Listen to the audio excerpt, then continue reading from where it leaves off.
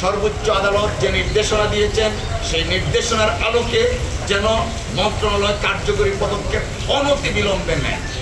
আমরা এখানে আইনজীবী হিসেবে ছিলাম as officer of the court. আমরা প্রপার এডুকেশনের জন্য আমরা এখানে আইনজীবী এসেছিলাম। আর রাস্তার মধ্যে যে রেফারেন্সটা দিয়েছেন নিশ্চয়ই সেটা আপনাদের প্রপার ফোরাম আছে, সেখানে এই বিষয়ে কথা বলবেন।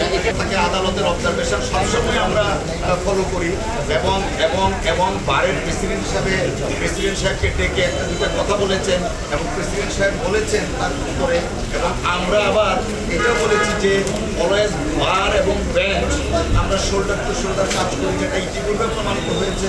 অর্থাৎ এই বিষয়টা এখানে না রাখা এসেছিল মাননীয় আদালত এবং আইনজীবীদের মধ্যে সীমাবদ্ধ, নট ফর পাবলিক কনজাম্পশন। আজকের আদেশটা সামারলি রিজেক্ট করেছে, তার মানে দাঁড়ালো ইশরাক হোসেনকে মেয়র হিসাবে শপথ নেওয়ার জন্য আর কোনো বাধা থাকলো না। এবং আমরা মনে করি যে উপদেষ্টা আছেন যিনি হয়তো বা কোনো রাজনৈতিক মোটিভ নিয়ে এই বিষয়টাকে ঘোরাচ্ছিলেন, তিনিও এখন অন্তত আজকের এই রিজেকশনের পরে আইনের প্রতি শ্রদ্ধাশীল থেকে নির্দিষ্ট ডেটের মধ্যে শপথ গ্রহণের ব্যবস্থা করবেন।